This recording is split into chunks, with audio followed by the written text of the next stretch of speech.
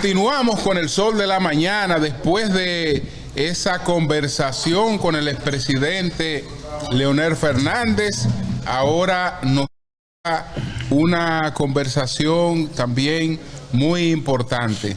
El magistrado Rolando Acosta, que ha presidido la Corte Suprema de Nueva York, del estado de Nueva York, en el área de la división de apelaciones, en la división de apelaciones, que es miembro, entre otras comisiones, de la comisión encargada de imaginar el futuro de la justicia, entre muchas otras cosas que se unen al hecho de su dominicanidad, que nos hace sentir a todos orgullosos de eso.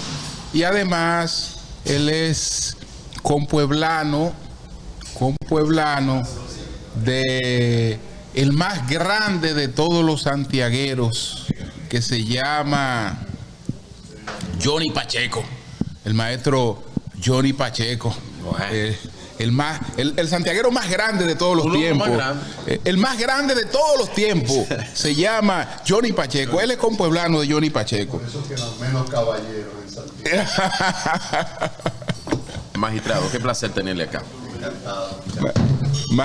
Magistrado, vamos a hablar primero. Julio, dice el magistrado, cuando estaba escuchando la discusión de nosotros de toda la historia, que aprendió muchísimo de historia dominicana, porque él desde los 14 años que está aquí, y entonces que se sintió maravillado, digo, que así se aprende mucho de historia dominicana. Gracias, magistrado, por estar aquí. Magistrado, vamos a hablar primero de sus orígenes. ¿Usted nació en Santiago? Sí, yo nací en el Sánchez Román, en Santiago. Wow. Muy cerca de Pueblo Nuevo y La Joya, que es el sitio de Adriano El Payá. Oh. Nací en el 55, ya cumplí los 65 años, pero vine a Estados Unidos y migré a los 14 años, en 1969. Okay. Hablemos de su trayectoria en la justicia. Usted llegó a ser presidente de la Suprema Corte del Estado de Nueva York en la división de apelaciones, pero hablemos del trayecto que recorre antes. Sí. Aquí. Préstale ese. Póngase aquí, magistrado. Estamos cambiando algún problemita con el micrófono. Perfecto, magistrado. Gracias. Sí. Gracias. Sí. Entonces, nos habla del trayecto que usted recorre antes, magistrado. Sí, bueno, yo llegué a los 14 y ya estaba estudiando la normal. Yo estaba un poquito avanzado.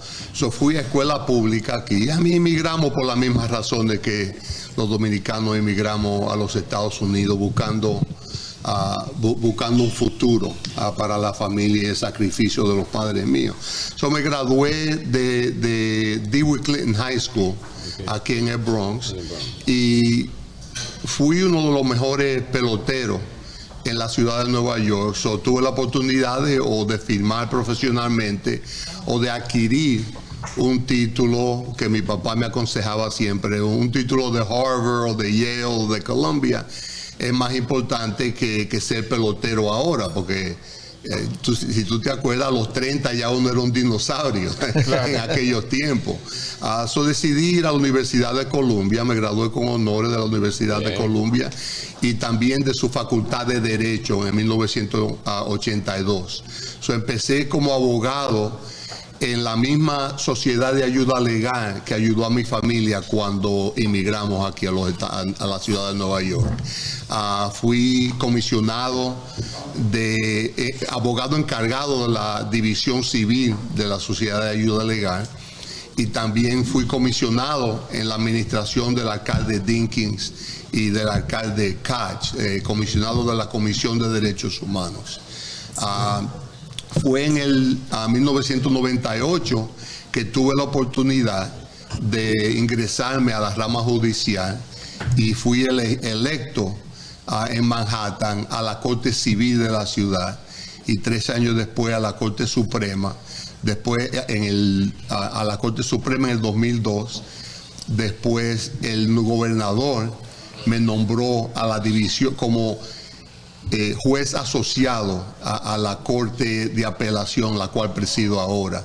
Entonces, eso fue Elliot Spitzer. Cuomo me nombró en el 2017 a presidir la Corte. Sí. Su ascenso a juez es sobre la base de la elección en la primera parte y luego sobre la base de la designación. ¿Cómo se designan los jueces de la corte en la que usted preside actualmente? Sí, es un proceso complejo. Para nombrar a uno a la corte tiene que pasar por el colegio de abogados, por ejemplo, y muchas otras instituciones evalúan la trayectoria de cada juez que ha solicitado para esa posición. Entonces, después que se encuentran los más altos calificados, el gobernador escoge. Entre una terna que se le presenta. Exacto. Elliot Spitzer escogió de 7 otros jueces que salimos. Claro, yo era el único dominicano y hasta ahora, hasta hace muy poco, había sido el único dominicano en una corte de apelación de la Corte Suprema, pero mi buen amigo Manny Méndez fue nombrado por Cuomo hace 8 años. Yo sé que él estuvo con nosotros, sí. Hace poco. Manny, tremendo abogado. Los casos penales, ustedes gestionan los casos civiles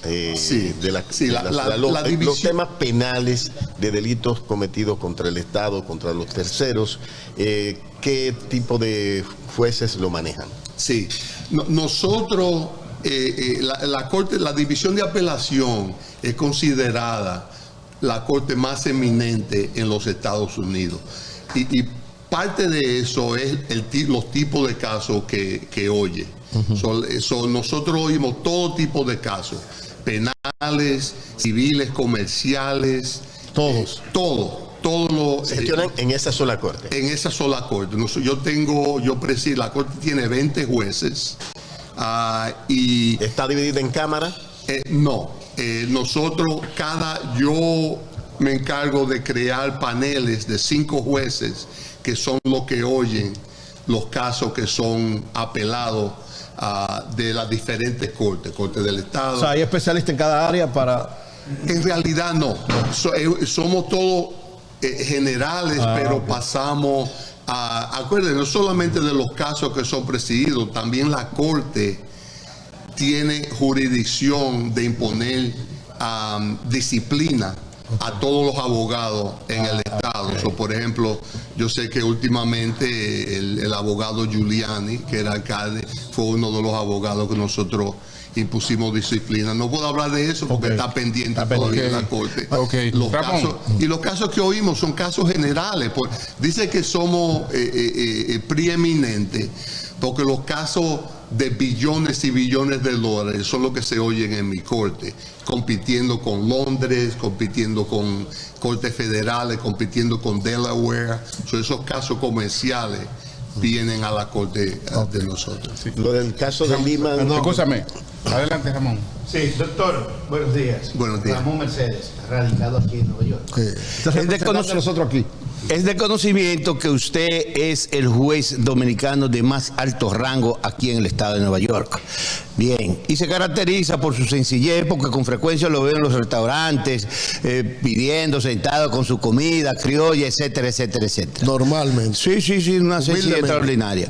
Ahora bien, a su entender, ¿hay lo suficiente dominicanos como jueces en el estado de Nueva York o hacen falta más? ¿Y cuáles serían las causas para una u otra cosa? Sí, bueno, como tú sabes, yo he abogado mucho por la integración de la diáspora dominicana en la rama judicial.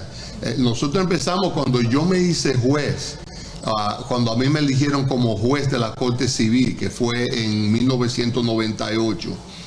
Solamente habían 13 abogados latinos y ningún dominicano. ¿Solo usted? Solo yo.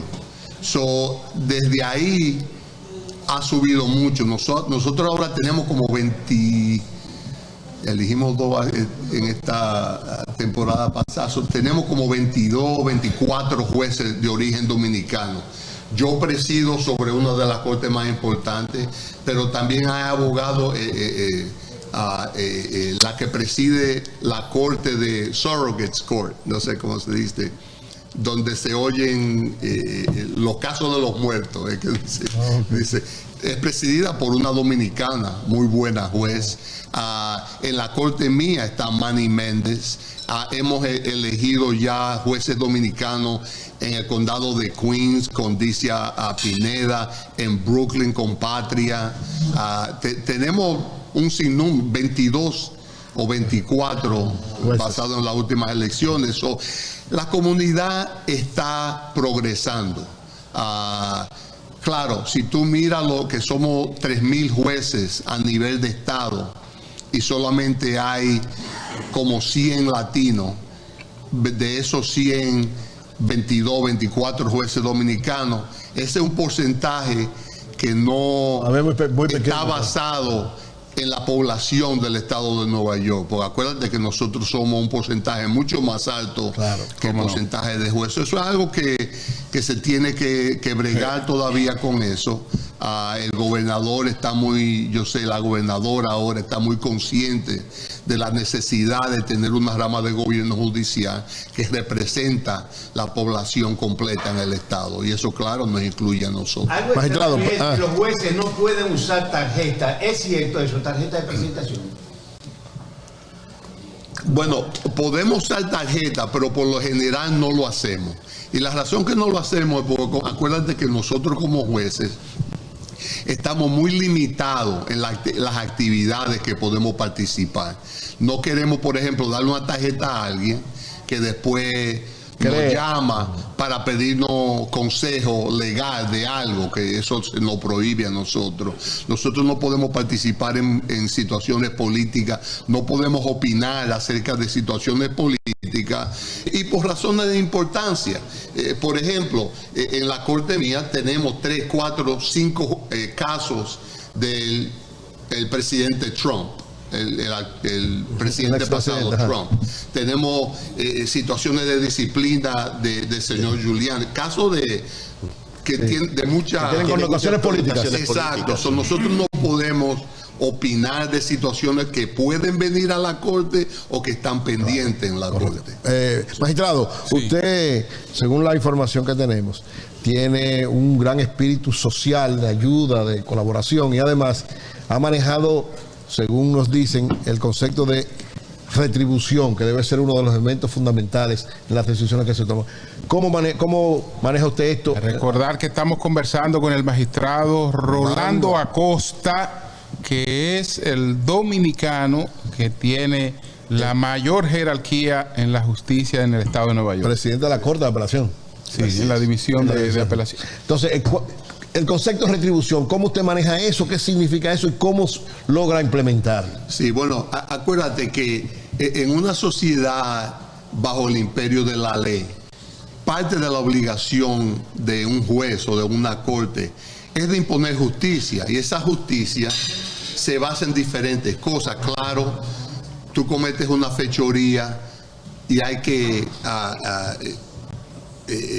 punish you, hay que castigarlo. Un castigo, sí. Pero parte del castigo no es encarcelar a alguien y botar la llave, como dicen en inglés, sino es cómo podemos nosotros integrar a esa persona de nuevo a la sociedad. Sí. No podemos encarcelarlo, botar la llave y esperar que cuando salga 20 años después, sin recibir ninguna ayuda, sin recibir ayuda, no solamente de la situación que lo llevó a cometer esa fechoría, que es lo importante. Si no aprendió nada en esos 20 años y sale a la sociedad, ¿qué tú crees que va a suceder? A seguir cometiendo fechoría. Exacto. Yo creo que tenemos una obligación y yo he estado encargado mucho de eso. Yo fui uno de los que creó lo que le llaman problem solving courts, que son cortes que no tradicionales, que bregan no solamente con los asuntos legales que son traídos o penales que son traídos a esa corte, sino también con la situación la cual llevó a ese muchacho, una corte juvenil, a muchachos a cometer esa fechoría. Si es situaciones mentales, droga, familia disfuncional. Familia disfuncional, exacto.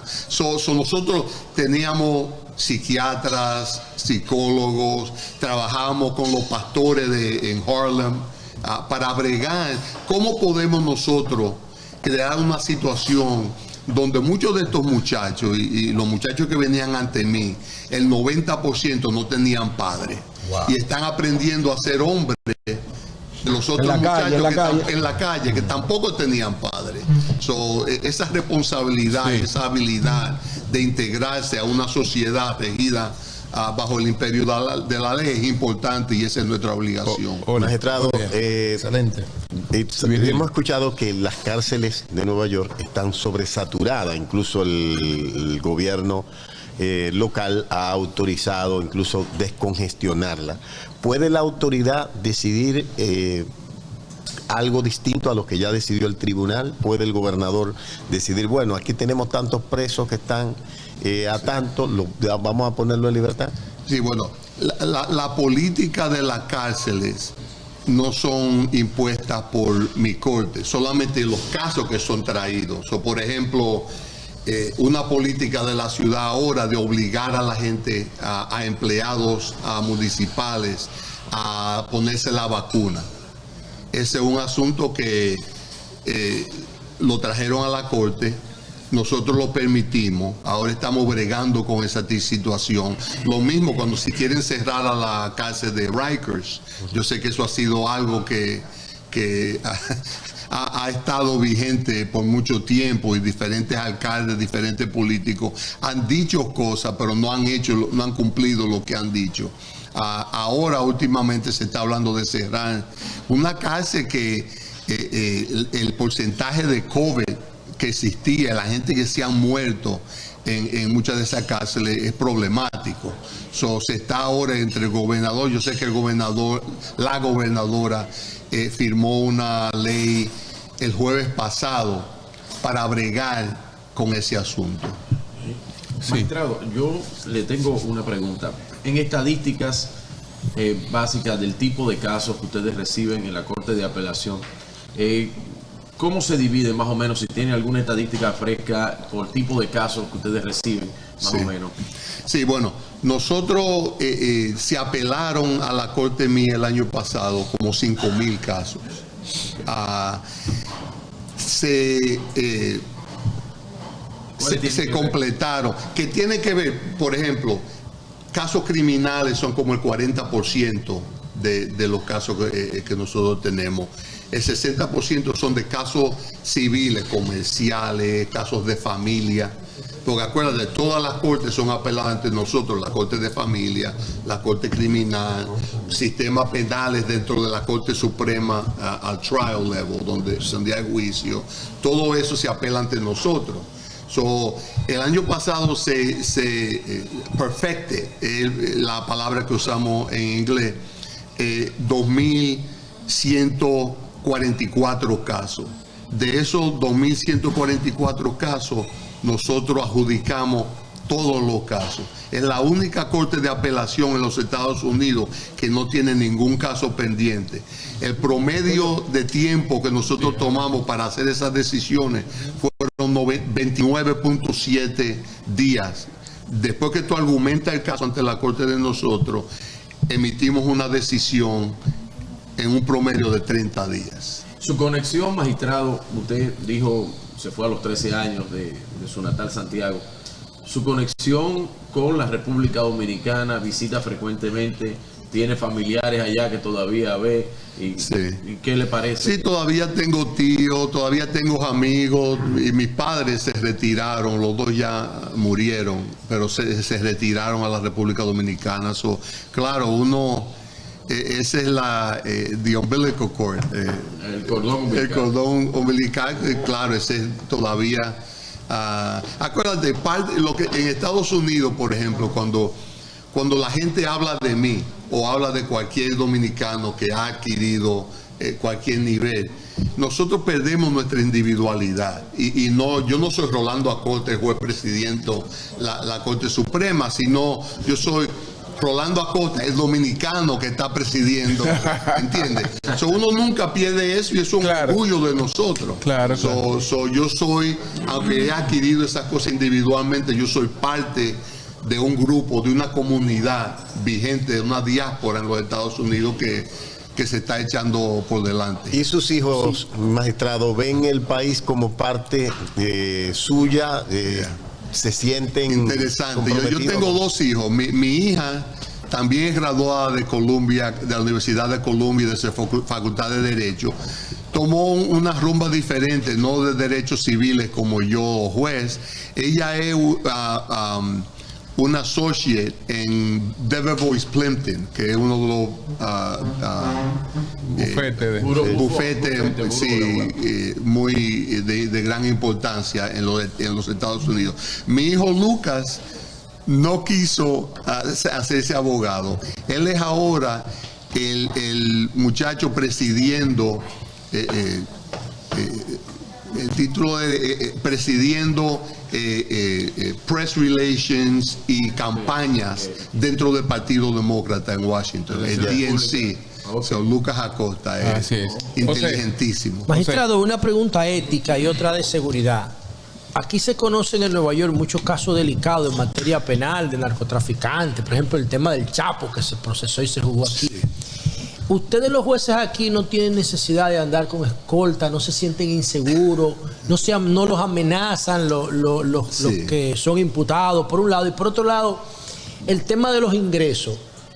Con lo que le paga el sistema judicial del Estado, ustedes no tienen necesidad de mirar para ningún otro lado en términos económicos. Sí, eso es algo que, para contestar la última pregunta, de los ingresos, el salario de los jueces se le ha aumentado mucho. Ningún juez tiene necesidad de no tiene que buscar nada por otro lado. No tiene que buscar nada por el otro lado. Extorsionar a nadie ni nada. Exacto. Y eso es parte, yo creo que el salario de un juez tiene mucho que ver con un principio muy importante, que es la independencia de la rama judicial. Si un juez con lo que se le paga no puede ni siquiera pagar su alquiler o su renta, tú sabes, eso crea problemas. La primera pregunta fue la seguridad. De seguridad. Últimamente, acuérdate esa juez federal que un abogado fue a la casa y le mató el hijo. Últimamente, los jueces hemos estado mucho más preocupados, que no solamente gente como yo, porque yo siempre ando con mi seguridad, ando con mi carro blindado. Eso se lo provee el Estado. Si eso se lo provee al juez presidente. La razón es, acuérdate, yo soy la cara de la corte y soy el que tengo que hacer entrevistas, todo el mundo sabe. Y desafortunadamente, cuando bregamos con casos muy importantes, como ha sido últimamente, siempre hay amenaza a los jueces, amenaza a mí, a otros. Tenemos que tener mucho cuidado con nuestra seguridad, y eso es algo que ha sido, especialmente en los últimos 4 o 5 años, que ha estado aumentando. Esa comisión, en ese mismo contexto, antes de la amenaza, en la relación de los narcos sobre todo, viene el intento de soborno. O sea, el lema, como Pablo decía, era plata o plomo. Primero te ofrezco, si no me aceptas el ofrecimiento, entonces te amenazo. En el caso de ustedes, ¿es frecuente aquí ver casos de intento de soborno o de soborno propiamente dicho? Déjame decirte que no. Yo fui miembro de la Comisión de Conducta de Jueces por 7 años antes de presidir la Corte. Y son muy pocos los casos. Yo he sido juez desde 1998 y a mí nunca alguien me ha llamado a decirme: oh, Rolando, mira, yo tengo este caso o tal caso. Hay cosas, cautela que nosotros tomamos como juez presidente. Yo tengo ciertos sistemas que previenen eso. Por ejemplo, esta semana tenemos 3 días de audiencia, 23 casos en cada audiencia, 5 jueces presidiendo sobre ello, y nadie sabe cuáles son los jueces que van a oír esos casos. Lo saben el mismo día que se va a oír la audiencia. Y la razón por eso es para prevenir que, fulano de tal va a oír ese caso hoy, déjame tratar de localizarlo de esa manera. Magistrado, cuando se habla, magistrado, de una comisión para, digamos, prevenir, trabajar el futuro de la justicia, o imaginar el futuro de la justicia? ¿Qué es lo que hace esa comisión? Sí, esa fue una comisión nombrada por el Chief Judge, Janet DeFiore. Y lo que sucedió durante el COVID es que nosotros tuvimos que hacer decisiones. Por ejemplo, como yo tuve que hacer la decisión cómo vamos nosotros a tomar una corte que fue creada en 1894, que tiene sistemas que todo es, nosotros matamos muchos árboles, decimos nosotros, porque si tú ves el papeleo que se brega en una corte de apelación, la cuestión es cómo nosotros vamos a tomar esos sistemas que han sido creados y que han estado puestos en esa corte por 200 años. ¿Cómo vamos nosotros a replicar eso a una manera virtual? Por Zoom, vamos a oír audiencia por Zoom, por Teams, Microsoft Teams. Sí, Microsoft Teams. ¿Cómo vamos nosotros a mantener el sistema Google de Meet. justicia cuando no se puede dejar entrar el público a la corte? Por ahí va mi pregunta, y perdona la interrupción, magistrado. ¿Cómo es el flujo de conocimiento de las audiencias? ¿Se produce un estancamiento o fluye de manera constante y continua? Sí, bueno, ¿Cuánto puede tomar un caso, por ejemplo? Sí, todos los casos ante nosotros son apelados por lo que le llaman por derecho. Es decir, que una persona que es agravada o pierde un caso o no está de acuerdo con la decisión que un juez hizo a nivel de trial, primera instancia, digamos. de primera instancia, son apelados ante nosotros. Nosotros, claro, no podemos ni controlar el número de casos que tenemos. Por eso es que ser eficiente, y lo que yo le dije anteriormente, que nosotros empezamos después del Labor Day sin ningún caso pendiente. Y la razón que podemos decir eso es porque yo tuve como juez presidente que replicar esos sistemas de 200 años donde todo se hace en persona y hacerlo de una manera virtual, a través de una plataforma virtual de Microsoft Teams, no Zoom, porque Zoom tenía ciertos problemitas. Pero lo hicimos por Teams y oímos casos por el último año, no en la corte, sino de una manera virtual. Con muchos de los jueces oyendo los casos o en la corte o en su propia casa. Y eso no violentaba la Constitución, magistrado. Eso no violentaba la Constitución por el principio de inmediación de las partes. No a nivel de apelación, porque uno no tiene un derecho constitucional de que se le oiga el caso en persona. ¿Los jurados no son necesarios en apelación? En primera instancia es diferente. A primera instancia hay derechos constitucionales. Por ejemplo, una persona acusada de un crimen tiene el derecho constitucional de confrontar, estar presente y confrontar a quien le acusa. Lo acusa, exacto. Por eso le preguntaba. Diferente, pero y mucha gente, mira, aún el mismo uso de mascarillas, ese derecho constitucional. Mucha gente hace la pregunta, y eso es algo que nosotros vamos a tener que bregar a nivel de política de la corte, porque tenemos ya casos pendientes, o no puedo hablar mucho de eso. Sí. Pero uno de los derechos que tenemos que bregar es si el derecho de una persona que es acusada de confrontar a un individuo, que es un derecho básico, fundamental en el imperio de la ley norteamericano, si yo tengo el derecho de mirarle a los ojos y mirarle la cara, cómo reaccione cuando yo le haga preguntas. Si una persona tiene una mascarilla, tú no sabes si te está... Tú no sabes los gestos. Sí, los gestos, si te está rolling his eyes o haciéndole así. Entonces, yo tengo el derecho a saber cómo tú reaccionas a la evidencia que se está introduciendo y a las preguntas que se le están haciendo. Le preguntaba por la participación de los jurados. ¿Es obligatorio en apelación? Sí, el derecho a jurado es un derecho constitucional que toda persona acusada de una fechoría, hay delitos menores que no tienen derecho a un jurado, pero en fechorías, y la definición de una fechoría es cuando tú puedes ser encarcelado por más de un año. Magistrado, escuchándole hablar, pensaba en cierto parentesco con un santiaguero, no sé si usted lo conoció, falleció ya, hace un tiempo.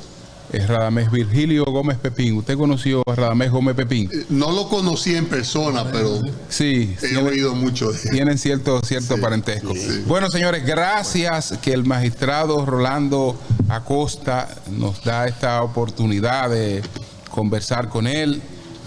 Digamos que el magistrado de más alto rango, el dominicano de más alto rango en la justicia en el estado de Nueva York, presidente de la División de Apelaciones de la Corte Suprema del Estado de Nueva York. Muchas gracias. Gracias, magistrado. Encantado, muchas gracias por la invitación. Y fíjese, un hombre con No, todo. y qué buen comunicador es el magistrado. Usted debería tener un canal de YouTube. Pero tiene su acento dominicano. Una cosa, ¿en qué idioma usted siente?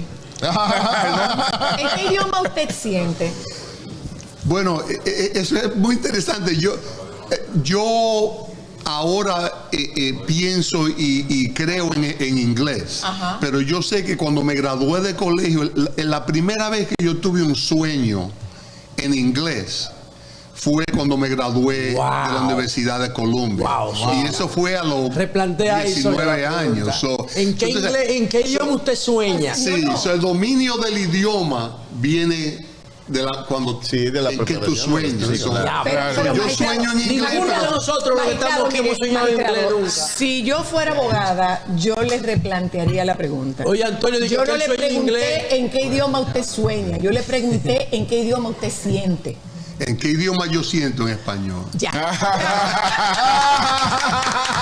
Bueno, señores, gracias al magistrado Rolando Acosta. Muchas gracias, magistrado. Cambio y fuera.